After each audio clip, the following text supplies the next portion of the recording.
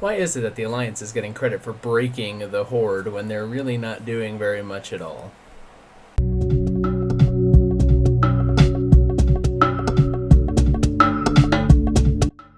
Alright, hello and welcome to another edition of Azerothian Ascendance. My name is Syl, and as always, it's, well, it'll be Friday by the time this goes up, but anyways, well, let's not quibble too much about that. Instead, I'm here to take a unique approach to this week's video, rather than recapping the news, of which there's been some. I decided it'd be better to talk about something that's been brewing in the patch 5.3 files, and, well, something really that's been brewing for longer than that, but certainly in 5.3 kind of culminates, and that is the Alliance and Horde conflict. Throughout the game's history, there's been sort of an interesting development within the lore, which is this idea of whether or not Blizzard hates the Alliance.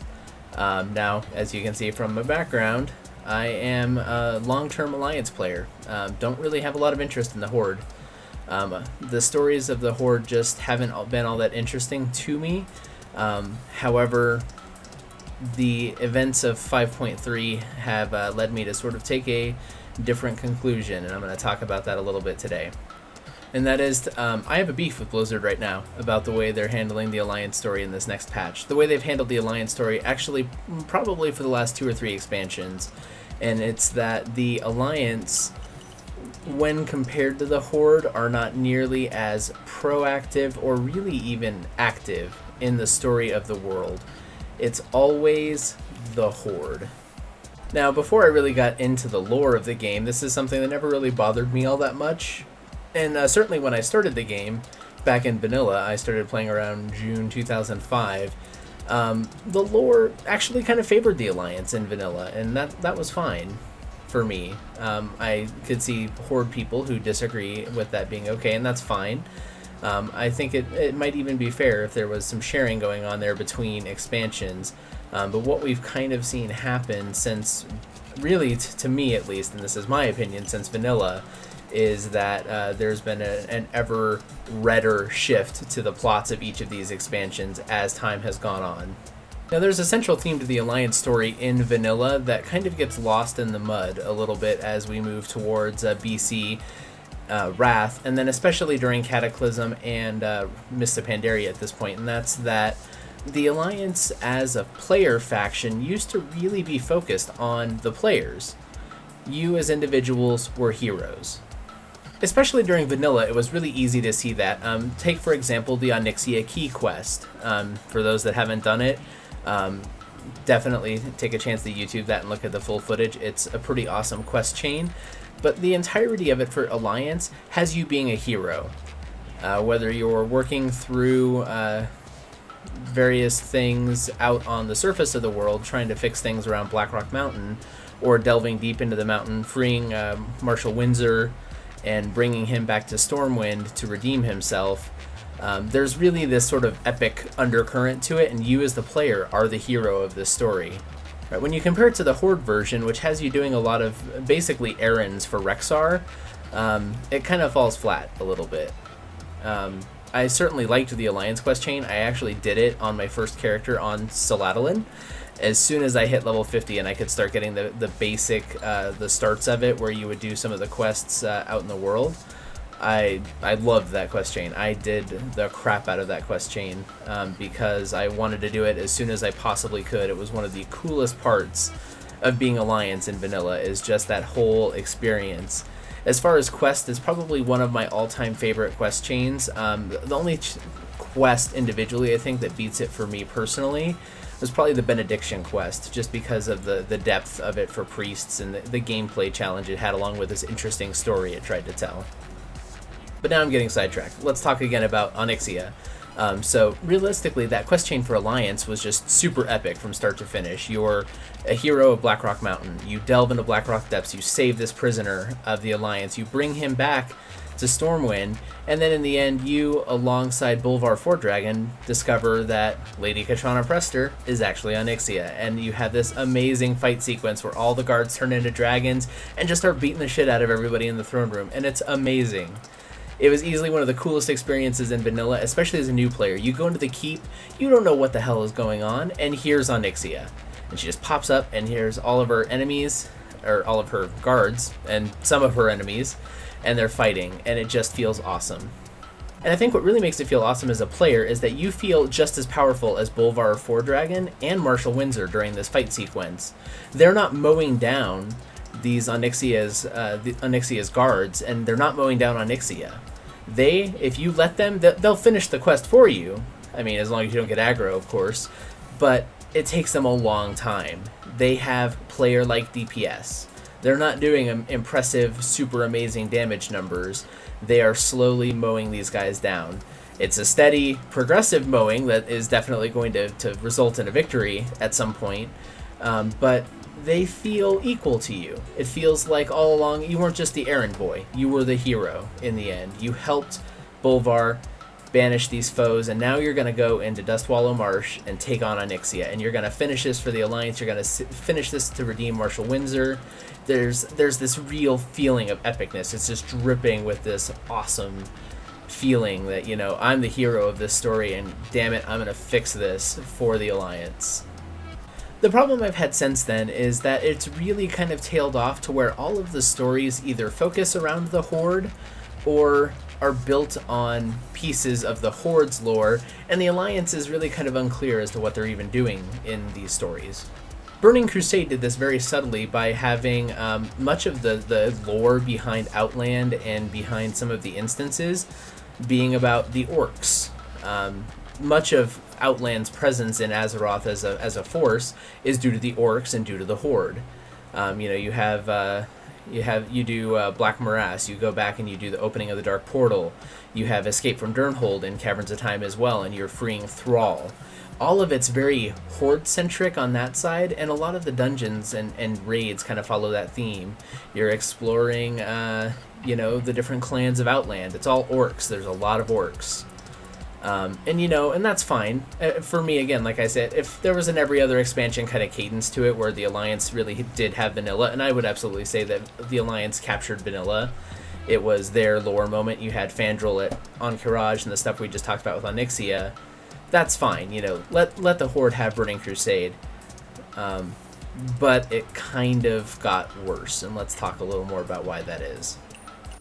So when you get into Wrath of the Lich King, you're kind of coming off of all of this Horde-centric story development. The Orcs have had this clear tie to Outland this entire time. The Blood Elves really have this entire redemptive arc within the story of the expansion where they start off as these irredeemable jerks that you don't really want to be associated with. And they end with the cleansing of the Sunwell, which, to be fair, happens as a result of Velen from the Draenei kind of pitching in. But ultimately, the Sunwell is the story of the Blood Elves. And you already get some of that additional flavor in Tempest Keep. There's some Alliance throwbacks through Black Temple, Illidan certainly being the biggest of those as a Night Elf, but the problem with that is that Illidan wasn't really an Alliance character. If you look back to Warcraft 3, he was a Night Elf character, and at that point the concept of the Alliance wasn't formed. The Alliance as an entity was a World of Warcraft creation, made specifically to allow that dual faction balance. And that's okay coming out of Burning Crusade, right? This is our Burning Crusade was our really Horde-centric expansion, and that's fine. Going into Wrath of the Lich King, you'd expect Arthas is clearly cutting this out to be an Alliance expansion. It's going to be all about Arthas. There's going to be this whole story with him and Jaina and what happened there and how he betrayed all of humanity and became this villainous monster. And maybe we'll redeem him, maybe we'll kill him, but either way, we're going to get what's ours for all of the shit he put us through during Warcraft 3 and especially during the Frozen Throne, right? Feels kind of on the surface like that's what's going to happen. We are charging into Northrend to get this motherfucker, and we are going to bring him down. And then that's not what happens. You go into Wrath, and the story at the beginning kind of spins its wheels about Northrend, right? You're taking on Naxxramas, which is sort of the Lich King, but it doesn't really tell a lot of story, right? Kel'Thuzad is probably the closest it gets to telling a story, and his association with any of the factions is kind of loose because it's explored during Warcraft 3.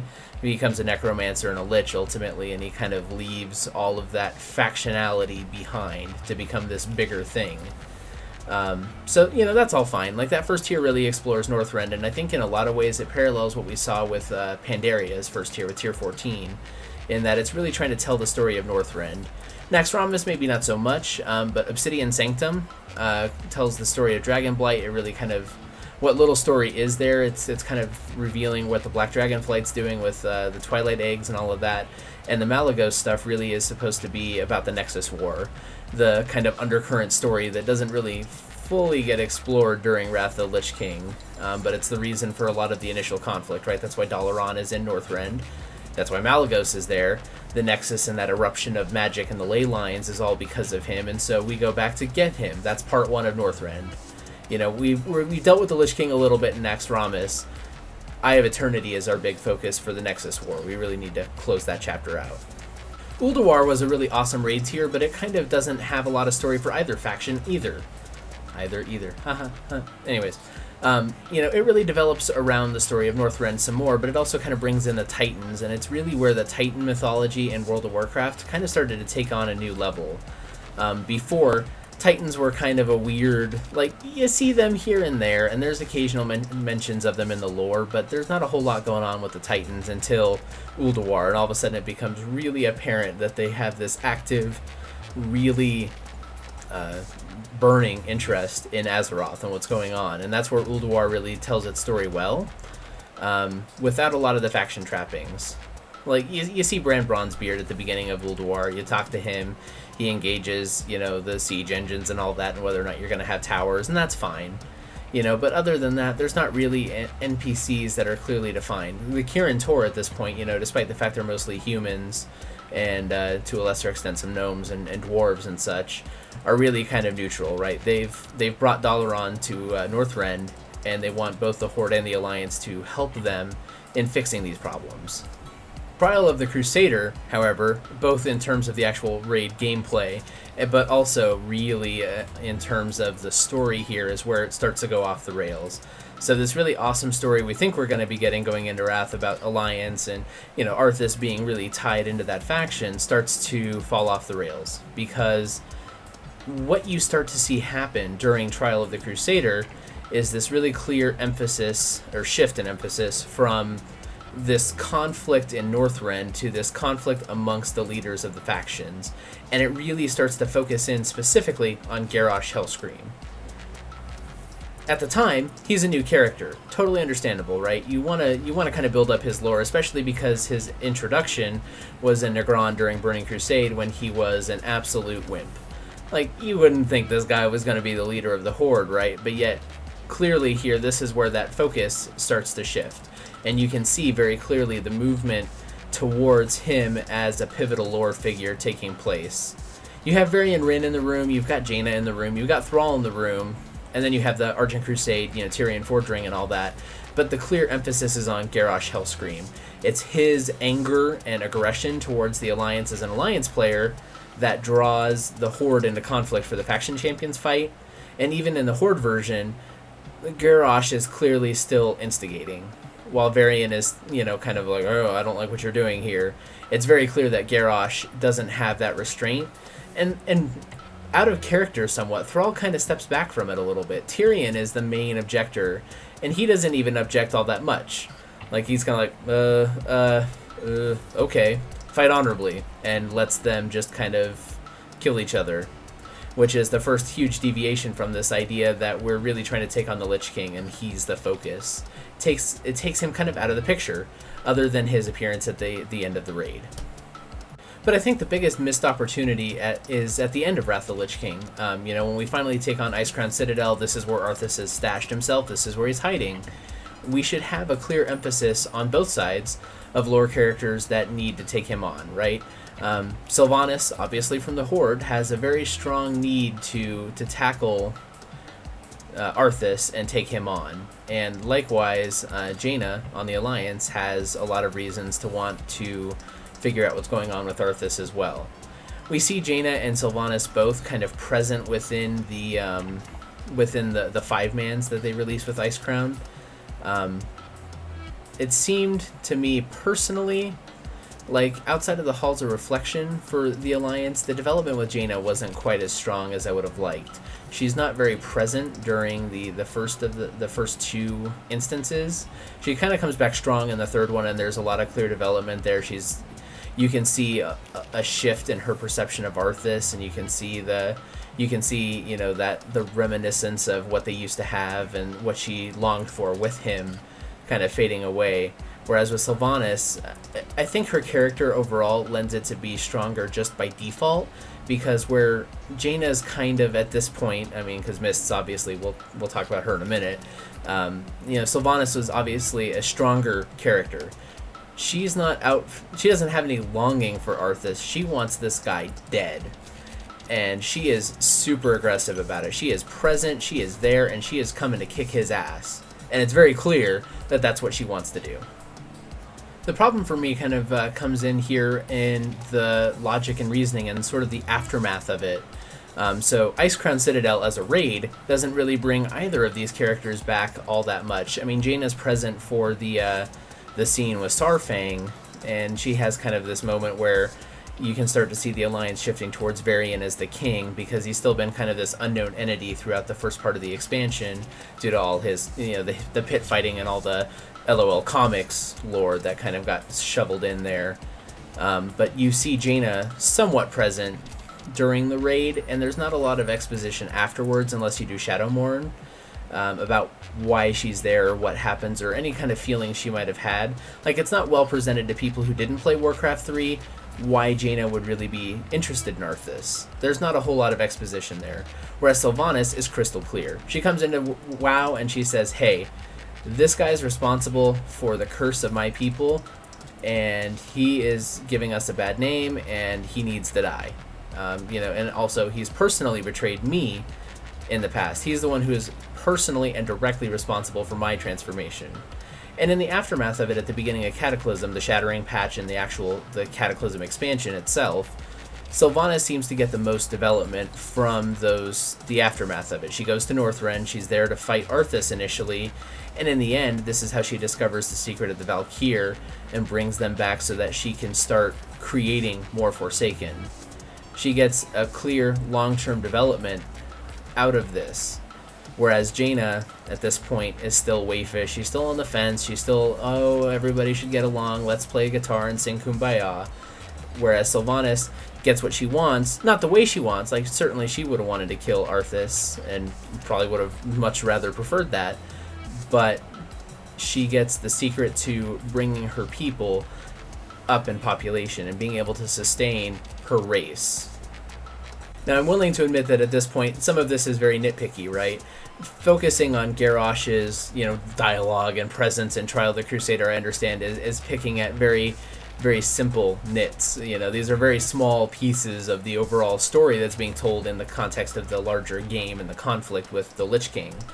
But Cataclysm blows that out of the water. There is no doubt at this point that the story of Warcraft is really driven by the Horde. And there's a very clear reason why. The biggest thing to look at, and that kind of bothers me, and this is actually something I read a little bit from a recent editorial on WoW Insider Alex Zebart wrote that was particularly good for me. It kind of provoked a lot of these thoughts within myself. And it's that the presence of neutral factions in the game feels a little heavy-handed. If you look at, for example, going back to Trial of the Crusader, if you look at the way Tyrion Fordring addresses the factions, Garrosh wanting to murder the Alliance is just as bad as us having a tiff with him. The Alliance is like, we're not committing to any war or any all-out action against the Horde, and actually over the course of the expansion, Varian steps down from that. He comes back after his pit fighting experience. He's, very angry at the orcs. He wants them to die, and it tapers off towards the end of the expansion. The Saurfang moment in Icecrown encapsulates this perfectly. It's a good character development for Varian as a person. Right? As a character, Varian has a ton of development in Wrath of the Lich King, and it shows. When you get to that moment in Icecrown Citadel, Saurfang is laid to rest, and you feel like as an Alliance player, like, this guy could be my king. He's developed now to a point where I feel like he can take that role. Garrosh descends. He starts the expansion kind of, he's very clearly out for blood, but he's being more of an effective commander rather than bloodthirsty, whereas when we get to Trial of the Crusader, he's had this character devolution, and nobody really seems to care. Like, the Alliance is out trying to do noble things, and gets caught up in the bloodshed occasionally. Tyrion Fordring says, "Tisk tisk, how dare you do that?" Garrosh instigates this bloodlust and this fury amongst the factions, and he gets the same warning. Right? There's a severity of action here where the Alliance takes very little action and is scolded equally to the Horde, who's actively taking action against the Alliance, and yet the punishment is equal. And then in Cataclysm, this really ascends to new heights, where suddenly the factions, they're there, and if you do the 1 to 60 revamp from Cataclysm, you can see a lot of faction conflict happening, but in the 80 to 85 stuff and in the raids, it's really kind of one-sided towards the Horde. The development that happens there is, about Thrall as a primary character, which you can argue he was written well as a neutral. I don't think so. He's clearly the Horde's guy, and if you're an Alliance player, it's hard to look at Thrall and say, this is my guy. He's not. He's a Horde character that's been shoehorned into this role so that we have somebody neutral like we did in Wrath with the Argent Crusade to get behind and to really lead the effort. He's not our guy as the Alliance. He's the guy we've been given and don't really want, And the Earthen Ring and a lot of the factions in Cataclysm had the same problem. They aren't written very well to be neutral. And when they are written to be neutral, they're often responding similarly to the way Tyrion did in Icecrown to the way that the factions interact. The Alliance tries to shy away from conflict and gets scolded for having dared to even explore the possibility, and the Horde is held up in the same contempt, but they're actively looking at ways to destroy us. They're still tearing down forests in Ashen Vale with little reprisal. The Night Elves fight back, and it's, why did you do that? In the book Wolfheart especially, too, you can see a very clear reason for the Alliance to hate the Horde, and it's that they murder thousands of Night Elves, they murder thousands of Alliance forces, and there's little chance to retaliate. So Cataclysm kind of focused on Horde heroes, Thrall and Agra in particular, as these characters that were the focal point for this neutral faction, and Mists came in, and it kind of devolved further, and let's look at that. Here's my biggest beef, again, with the way that things start in Pandaria. If you pay attention to the cinematics and the story, the reason the Alliance ends up in Pandaria isn't because they've made any discovery or they've done anything right. They're following in the Horde's footsteps. We get there, we establish a camp, the Horde sacks it. We take it back, we have to kill a few people on the path, but we liberate a bunch of Pandaren children, and we really, try to set the area back on a path to peace. What happens immediately after that? Terran Zu walks up, the asshole that he is, and decides to tell us that we're just as bad as the Horde for freeing the slaves that the Horde took, the children slaves that the Horde took. But no, we're bad. We shouldn't have done that. We shouldn't have even come to this land because us being angry will make the Shah come back, and that's not good. It's basically the problem with that Pandaria especially magnifies in some of Blizzard's lore writing for this game is that the Alliance is never allowed to be active, right? The Horde is always the ones that are, exploring the new lands, and they're leading the charge, and they're killing the innocents and doing all of this stuff. And, some of it feels shitty, and the idea of the Horde side in Pandaria is that you're supposed to feel really bad about your faction doing all these things, like, oh, we had children slaves. That doesn't make me feel good as a hero. But the Horde is doing things. The Alliance is never actively doing anything. We're responding to the Horde constantly across the land, and that starts off Pandaria, that 5.0 experience, that 85 to 90 leveling content where you have that Horde conflict, is all about the Alliance responding to the Horde, and it continues into patch 5.1. Again, Garrosh is headed to Pandaria with explicit goals. He's going to get the Divine Bell. He's going to master and harness the Shah energy, And the Alliance is just like, well, the Horde's here, we need to be here too. No, Garrosh is doing bad stuff, we probably shouldn't let him do that. And 5.2 seems to have alleviated this a little bit. There's not a lot of direct factional conflict. I mean, Isle of Thunder does have the dueling camps, and there's some interest in Jaina and Aethys Sunreaver kind of fighting each other, but... Or no, Lorthamar Theron. Yeah, all those Blood Elves look the same to me. Sorry, Horde, it's true. Anyways, so Lorthamar Theron and Jaina have this clear conflict coming into focus as we go through the Isle of Thunder, but it's not really the emphasis of what's going on. And if you're doing... The only place you really see it is in the dailies, because inside of the raid, it's all about taking on Lei Shen and really making sure that we save Pandaria from this threat. But oh, lest you forget that Blizzard is working on this Horde-centric story, here comes patch 5.3, where the biggest new content that's being added is the Operation and the Barons. So Northern Barons will have this opportunity for us to help the Horde, both as Horde or Alliance players, to fight against Garrosh. And this is where it starts to become blatantly apparent that the Alliance development is just severely lacking here.